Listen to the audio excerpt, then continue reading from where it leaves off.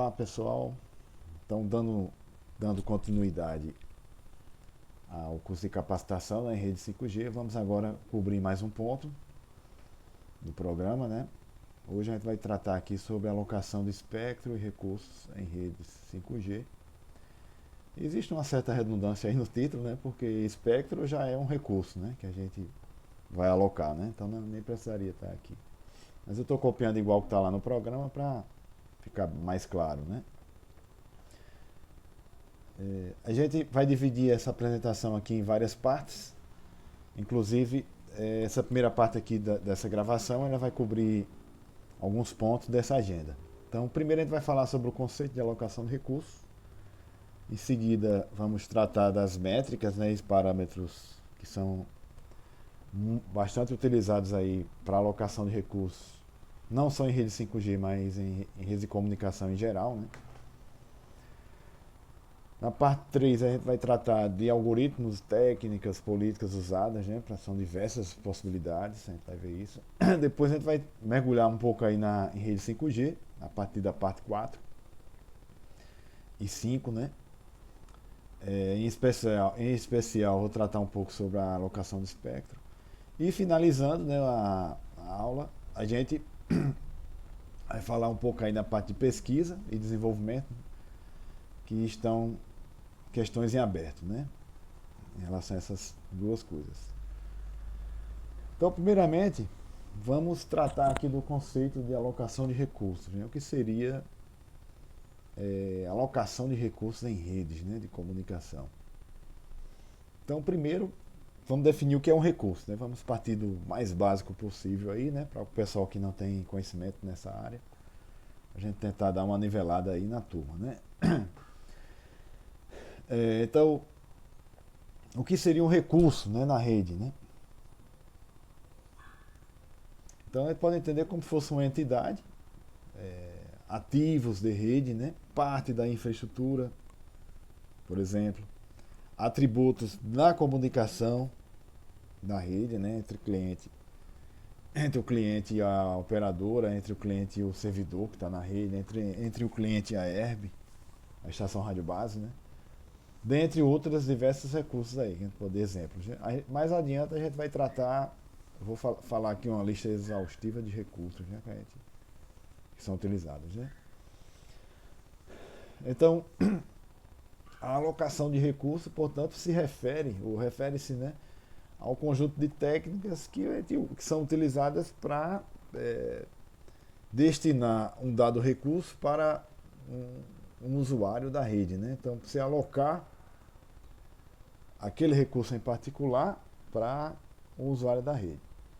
Então, existem diversas técnicas, né, algoritmos, né, estratégias, né, para se fazer isso. Aí também vai fazer uma passagem sobre todas as técnicas utilizadas, né? Por exemplo, dando um exemplo do dia a dia, do nosso dia a dia, né? Para a alocação do nosso tempo, né, nas atividades ao longo do dia, a gente usa algum tipo de estratégia, né, para você alocar, né? Então, dependendo da pessoa, você usa um determinado tipo de estratégia. Tem gente que faz uma agenda. Não, vou fazer uma agenda é um tipo de estratégia.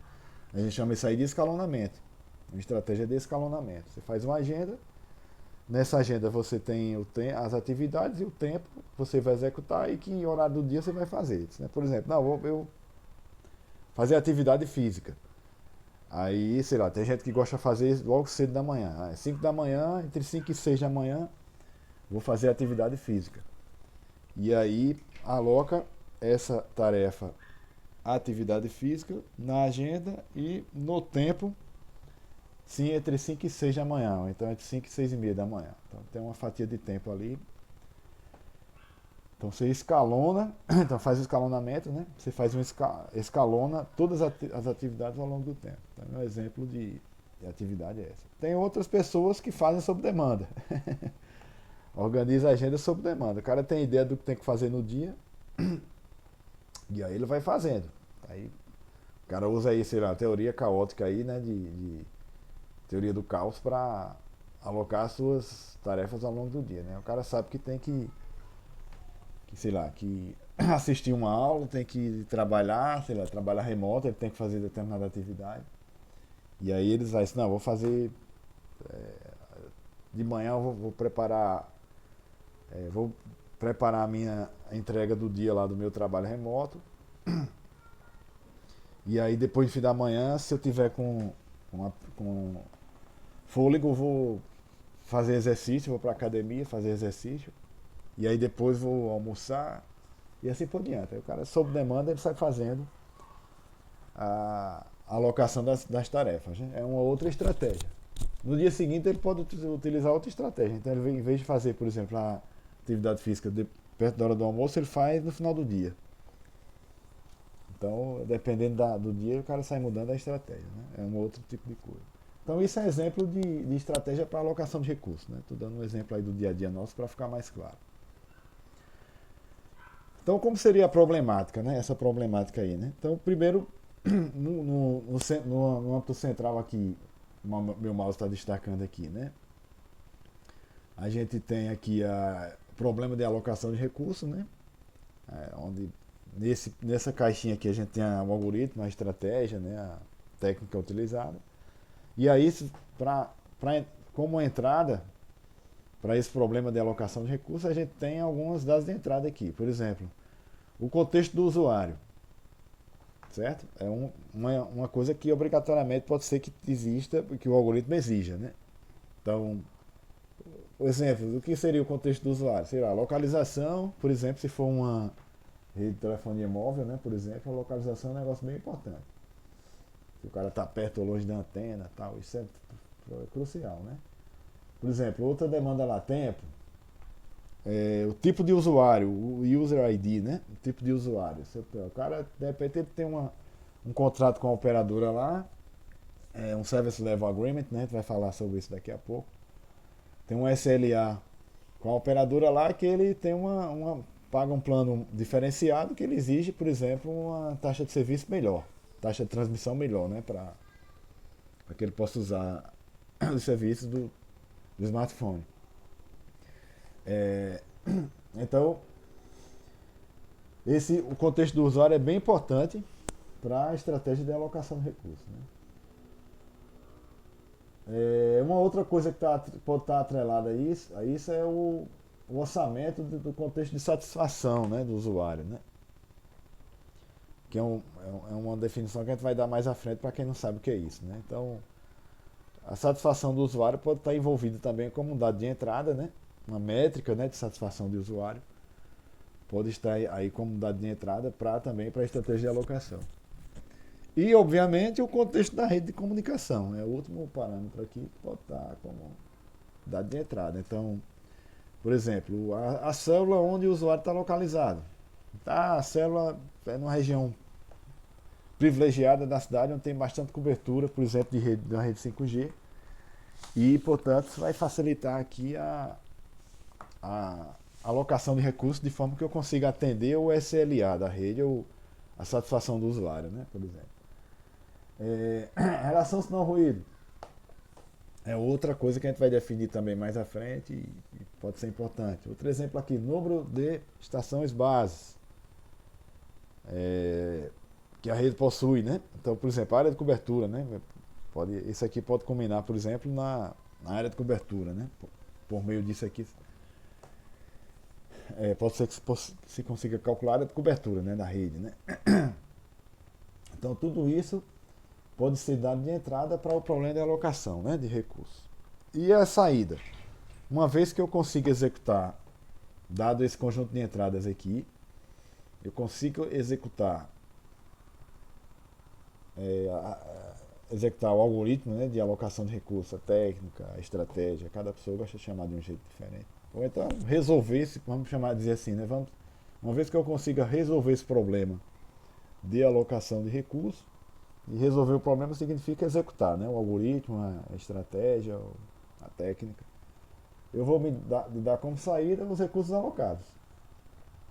Esse é o grande objetivo, né, do problema de alocação de recursos. É dar os recursos alocados. Aí ele vai dizer a largura de banda, por exemplo, o tempo, a potência, e assim por diante, né? O que foi alocado para o cliente, né? Ok? Então, essa figurinha é bem didática, né? Acho que traz um... Rapidamente você consegue entender, né, o problema de alocação de recursos em redes, né, em redes de comunicação em geral. Isso aqui pode generalizar, né, para redes de comunicação em geral, não só para redes telefonia 5G, né, telefonia móvel 5G. Ok? Alguns exemplos de recursos, já comentei, né, alguns aqui, mas vou só falar aqui para a gente falar de outros que não foram ditos, né. Por exemplo, espectro banda já foi dito, né, é um tipo de exemplo. Potência do aparelho do usuário é um outro exemplo de recurso, bastante utilizado em redes de telefonia. Isso aqui é uma coisa bem usada dinamicamente, né, inclusive. A gente vai falar sobre alocação dinâmica e estática também, né? Então, a potência do usuário é um negócio que é feito dinamicamente ao longo do uso, né? À medida que o usuário se movimenta na rede, a potência vai sendo variada dinamicamente. Outros parâmetros de transmissão, por exemplo, tipo, configuração de modulação, isso é um negócio bem usado também. Dependendo do tipo de usuário, do perfil, o cara pode colocar uma modulação mais eficiente ou não lá, né? Alocar, né? Isso é possível fazer. Taxa de transmissão é outro parâmetro que pode, de recurso, né? Que pode tratar. O problema de alocação pode tratar, né? Frequência ou canal de comunicação, tempo. Então, tudo isso é exemplo, todos esses aí são exemplos de recursos que podem ser utilizados pelo problema, né, de alocação de recursos. Por esse problema aqui, né, de alocação de recursos.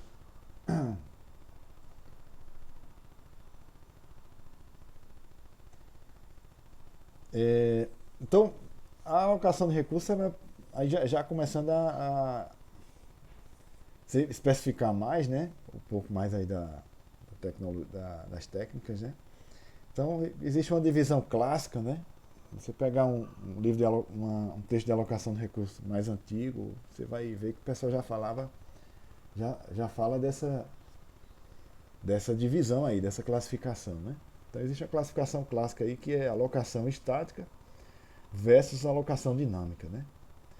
Aí existem as suas vantagens e desvantagens, cada uma dessas técnicas aí, e também o grau de complexidade, né? Pode ser que uma seja mais simples do que outra.